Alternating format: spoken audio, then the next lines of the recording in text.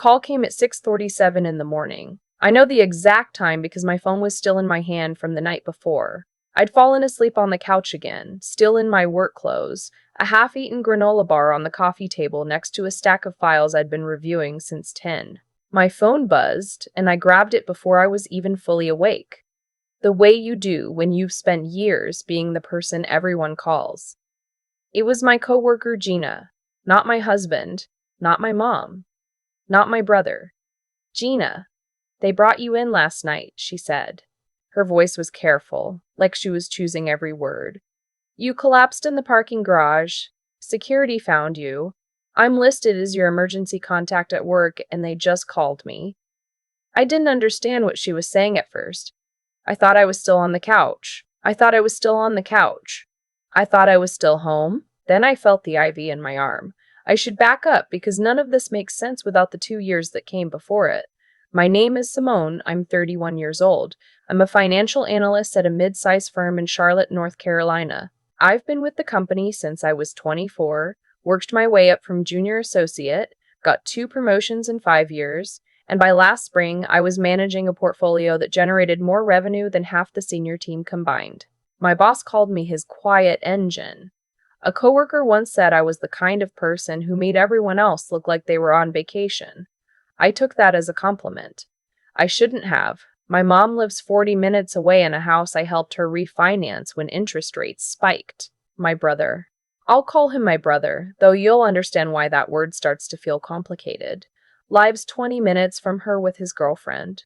They've been together 4 years. They got engaged in the fall, and from the moment that engagement was announced at my mom's kitchen table over a pot roast, I'd brought because my mom said she was too tired to cook, I started paying for a wedding that was never mine. It didn't happen all at once. That's the thing nobody warns you about. It's never one big ask. It's 100 small ones. It started with the venue deposits.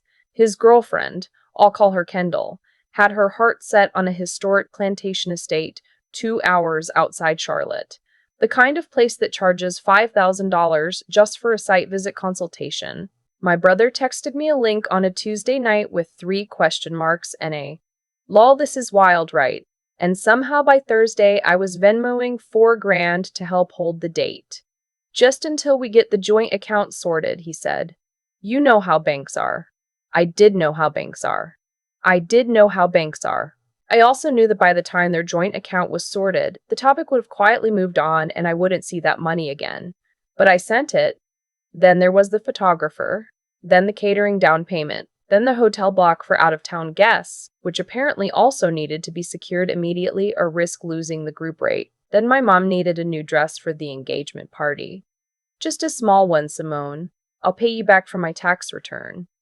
And then there was the engagement party itself, which started as a small dinner and somehow became a catered backyard event for 60 people. By Christmas, I had sent my family just over $22,000 in 8 months. To be clear, I was not wealthy. I earned a good salary for a 30-year-old without a college debt. I'd gotten a scholarship, worked 2 jobs in school, graduated without owing a dime. I had savings. I had a Roth IRA I was proud of. I had a rule that I kept 6 months of expenses in a high-yield savings account because I'd read every personal finance book my library had and I believed in being prepared. I broke into that account for the first time in November to cover Kendall's dress deposit. My first thought when the transfer cleared was that I'd refill it by the end of the quarter. My second thought, quieter and uglier, was that I was afraid of what my family would say if I didn't. I'm not sure when the migraines started. Sometime in September, I think. By October, they were weekly. By December, they'd escalated into something else. Pressure behind my eyes ringing in one ear. A fatigue so deep it felt structural, like something in my skeleton was tired. I went to my doctor in January. She did blood work. My blood pressure was elevated. My cortisol levels were, in her words, consistent with someone under chronic, sustained stress. She asked me about my sleep. I told her I was averaging about 5 hours. She asked about my diet. I said I ate when I had time. She printed out a sheet on stress management and told me to take it seriously. I brought the sheet home and left it on my kitchen counter. It was still there 6 weeks later, under a pile of invoices my brother had asked me to look over for his wedding vendor contracts. The last thing I clearly remember from the night I collapsed is sitting in my car in the parking garage at 9 p.m., eating a bag of pretzels because it was the only food I'd had since a protein bar at noon. I had a call with a client in Singapore at 9:30. I was reviewing notes on my laptop with the overhead light on and the engine off. I remember thinking the pretzels tasted stale. I remember thinking I should buy better snacks. That's it. That's the last thing. I woke up in a hospital room. It was bright and it smelled like something antiseptic and faintly floral, and there was a machine beeping at a regular interval that somehow felt the most real thing in the room. Gina was in the chair by the window. She'd brought a coffee she wasn't drinking and a paperback she wasn't reading. "Hey," she said when she saw my eyes open. "What happened? You passed out. Security found you in your car." She put the book down. "They think it was a hypertensive crisis. Your blood pressure when they brought you in was bad. Like, actually bad. They ran a bunch of tests." "Where am I?" "Atrium, room 14. You've been here about 9 hours." I looked around the room. It was a private room. There was a chair on either side of the bed. Both were empty except for Gina. "Did someone call my mom?" I asked. Gina looked at the window for a second before she looked back at me. "Yes," she said. "My mom called me at 11 that morning. I'd been moved to a monitored step-down unit by then. Not ICU, but close enough that I had my own nurse and a telemetry monitor, and nobody was letting me leave. Baby, we were so worried," she said. "Where are you?" A pause, small enough that someone who didn't know her would miss it. "We're about to board. Kendall's venue tour got moved up. They only had this one weekend available, and if we didn't go now, we'd lose the deposit. You know how much we have riding on that place." I was quiet for long enough that she said my name. "You're boarding a plane," I said. "Simone, the doctor said you're stable. I'm on a heart monitor." "Stable means you're okay, right? You're being taken care of." Her voice shifted into something I recognized, a particular firmness that had always meant the conversation was over, even when it wasn't. "We'll be back Sunday. Your brother says to feel better. Kendall sends her love." She hung up. I stared at the ceiling for a while. The monitor kept beeping. Outside the window, someone was mowing a lawn, and the sound of it was so normal it felt surreal, like it belonged to a different world than the one I was in. Gina came back at lunch. She'd gone home, changed, and returned with a container of soup from the place 2 blocks from our office that I'd mentioned once, 8 months ago, that I liked. "Did your family come?" she asked. "No." She didn't say anything. She just set the soup on my tray table and pulled her chair closer. "I was in the hospital for 5 days. My neighbor, a retired teacher named Mr. Ellison, who'd lived next door for 11 years and once helped me carry my couch up 3 flights when I moved in, came by on day 2 with books and a phone charger because mine had died. He sat with me for 2 hours and told me about a trip to Portugal he was planning and didn't.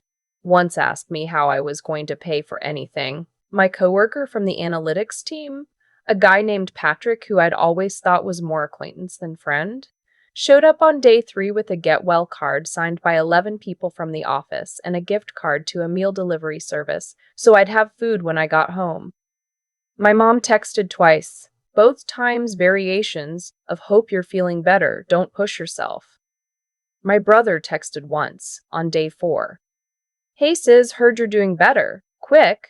Did you already pay the band deposit or is that still outstanding? Kendall is stressing level all."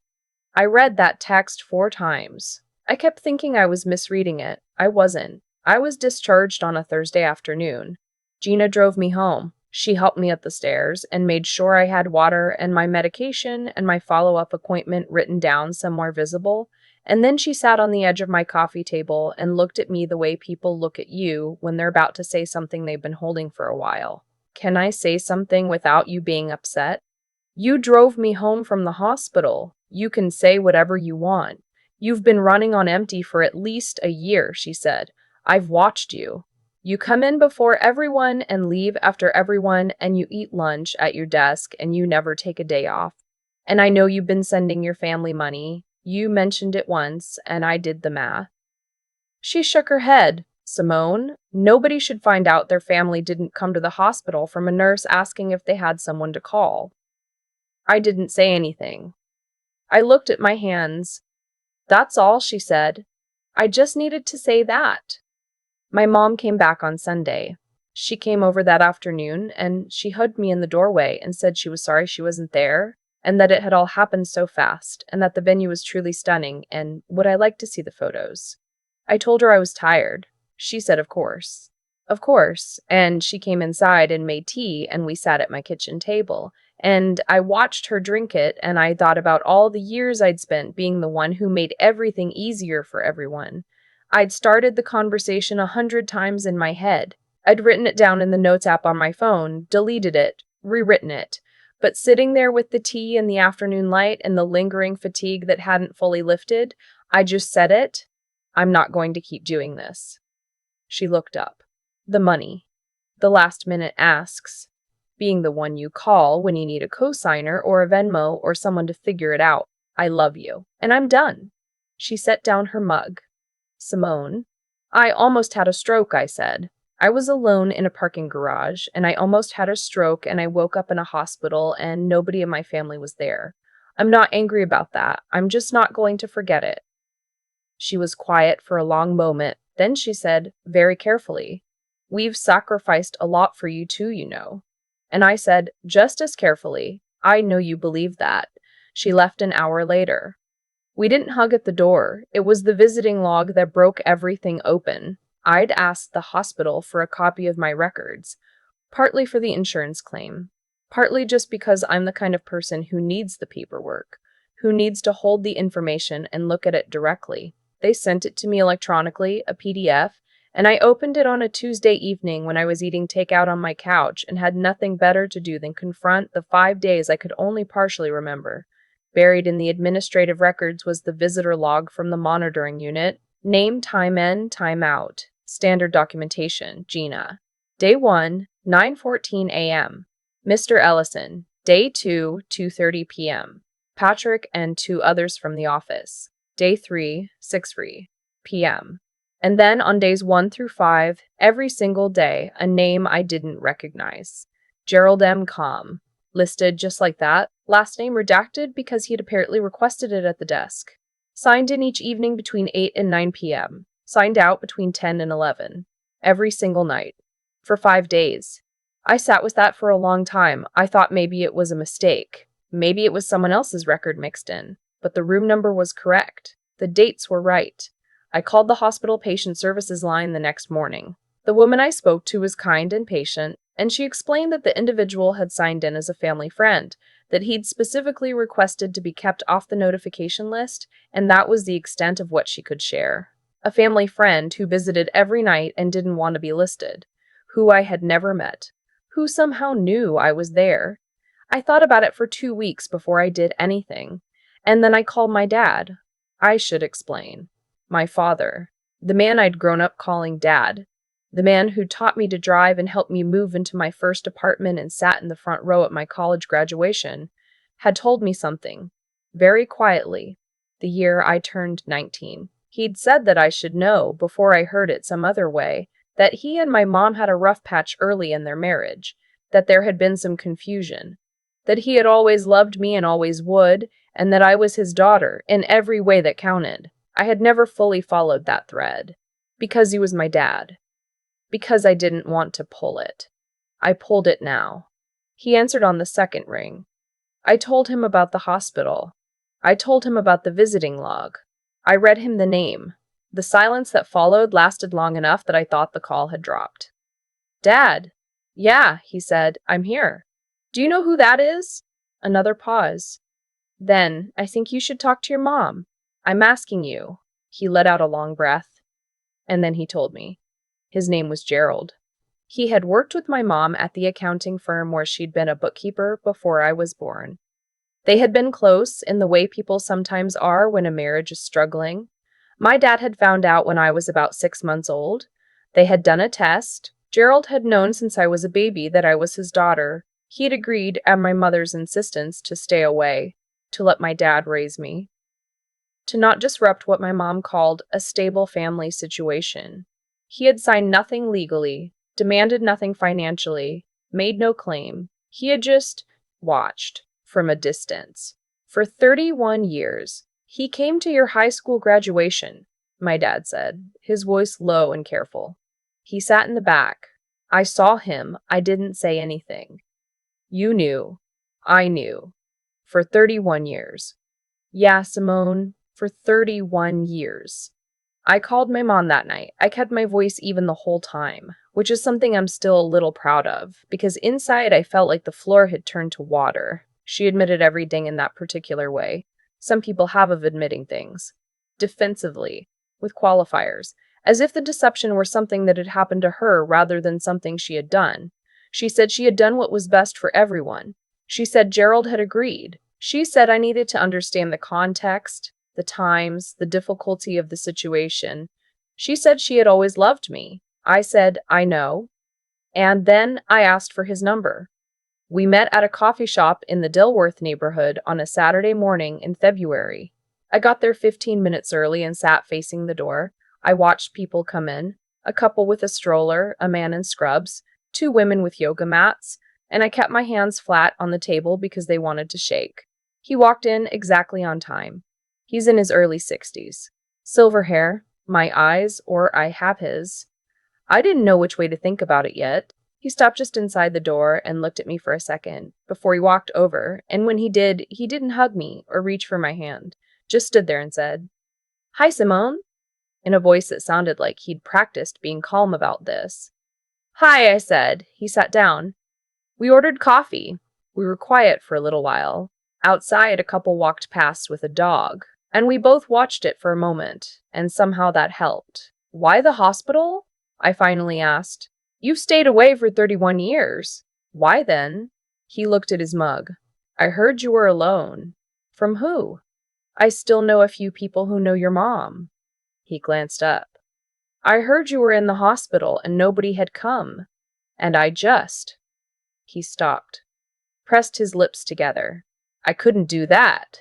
I couldn't be another person who didn't show up. I looked at him for a long time. I didn't know you were there, I said. I found out from a log, a piece of paper. I know. I didn't want to pressure you. I didn't want to be. He shook his head. I didn't have the right to walk in and introduce myself. But I had to be there, even if you didn't know. We talked for almost 3 hours that first morning. He told me about his life. He's semi-retired. He was a forensic accountant for 20 years. He has a house in Concord with a garden he's overly proud of, and a rescue dog named something embarrassing that he made me promise not to share. He never married. He said that once, quickly, and moved on.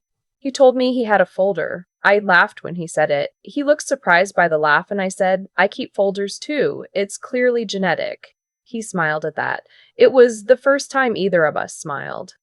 The folder had things in it from over the years. A newspaper clipping from when my school's math team won a regional competition. My name was in the 3rd paragraph.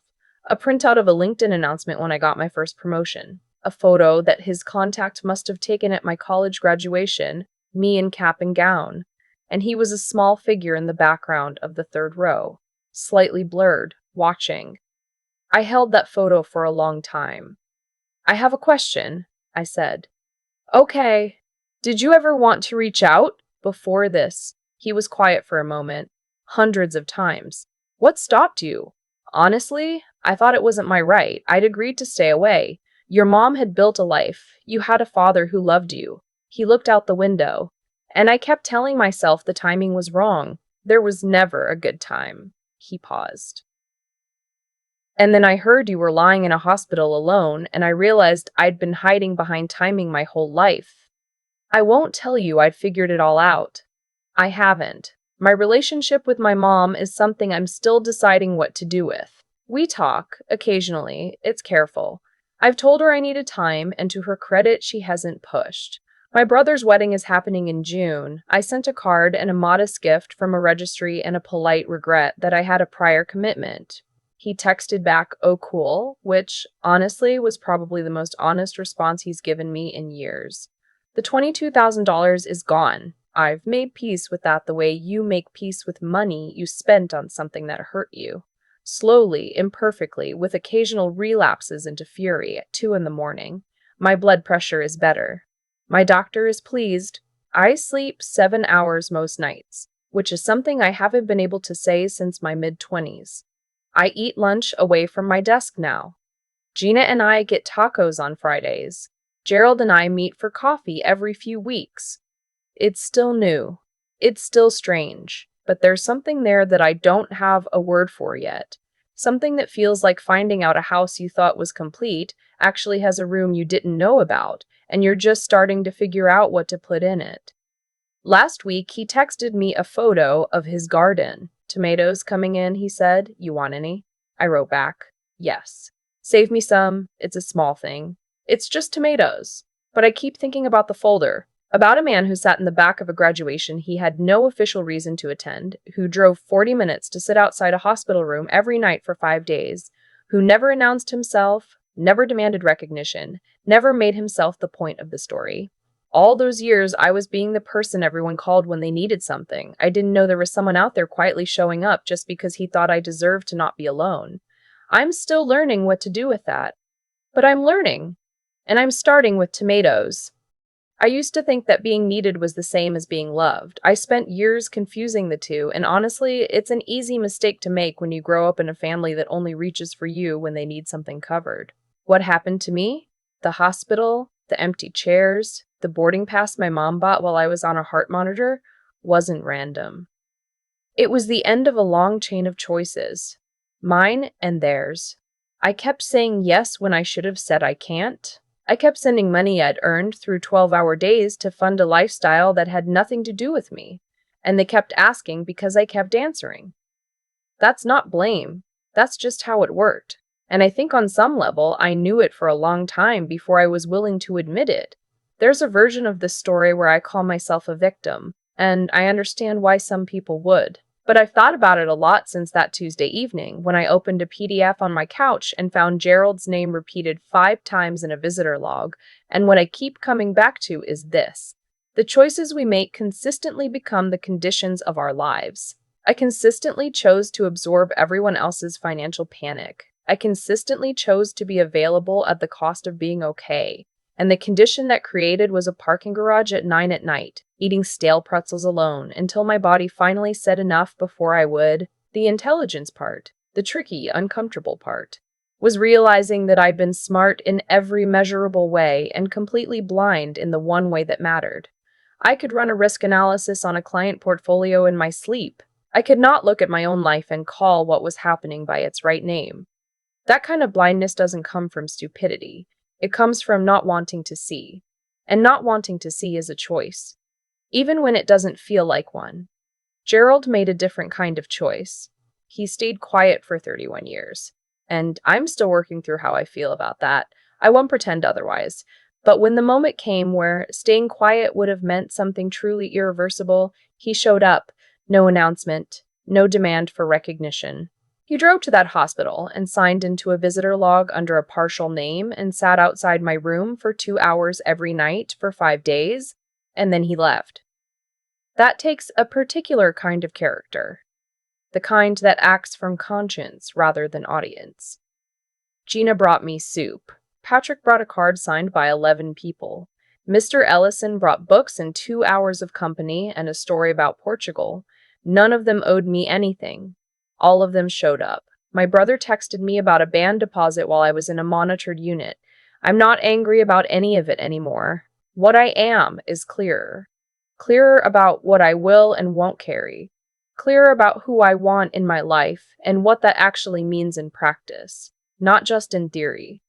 Clearer about the difference between people who see you and people who see what you can do for them. The resilience I thought I had, working 60-hour weeks, never complaining, always having it handled, that wasn't resilience. That was endurance without boundaries, which is just slow damage with a good PR strategy. Real resilience, I'm learning, looks more like Gerald's garden. Patient, deliberate, tended to because it matters, not because someone's watching. I saved a container in my freezer for his tomatoes. It's still empty, but I'm waiting.